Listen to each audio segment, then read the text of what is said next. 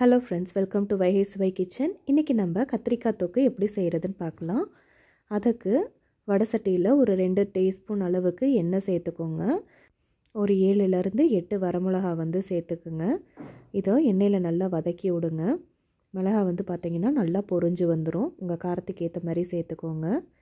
இப்போது அதே எண்ணெயில் ஒரு டீஸ்பூன் அளவுக்கு கடலைப்பருப்பு, ஒரு 2லேருந்து 3 பல் பூண்டு, இதை நல்லா வதக்குனதுக்கப்புறமா ஒரு மீடியம் சைஸ் பெரிய வெங்காயத்தை நறுக்கி அதோடு நல்லா சேர்த்து வதக்கிடுங்க.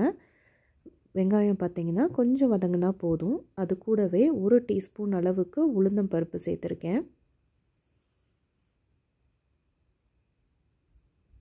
இப்போது இது எல்லாமே வறுத்ததுக்கப்புறமா ஒரு அரை டீஸ்பூன் அளவுக்கு சீரகம் சேர்த்துக்கோங்க. சீரகத்தோட பச்சை வாசனை போகிற அளவுக்கு வதக்கி விடுங்க. இந்த கத்திரிக்காய் தொக்குக்கு நான் ஒரு 3 பெரிய கத்திரிக்காய் எடுத்திருக்கேன். அதை இந்த மாதிரி நறுக்கி வச்சுருக்கேன்.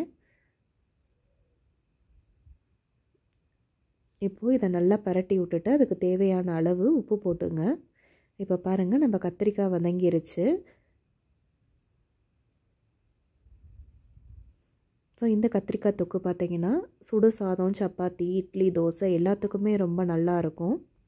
இதில் கொஞ்சமாக புளி சேர்த்துக்கோங்க.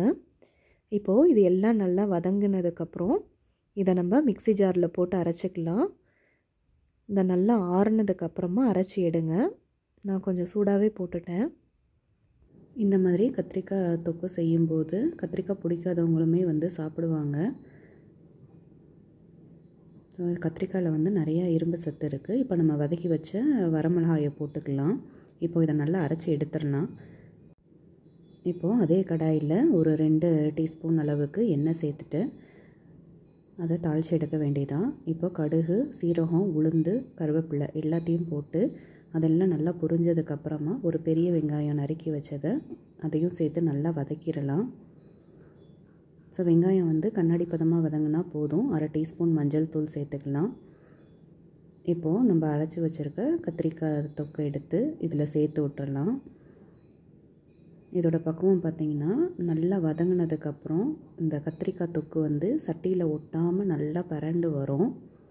அந்த மாதிரி செய்யும்போது ஒரு 2 நாள் வரைக்குமே அது தாங்கும். அவ்வளோதான். இப்போ நம்ம கத்திரிக்காய் தொக்கு ரெடி ஆயிடுச்சு. உங்களுக்கு இந்த வீடியோ பிடிச்சிருந்தனா மறக்காமல் நம்ம சேனலை சப்ஸ்கிரைப் பண்ணுங்கள், லைக் பண்ணுங்கள், ஷேர் பண்ணுங்கள். தேங்க்யூ.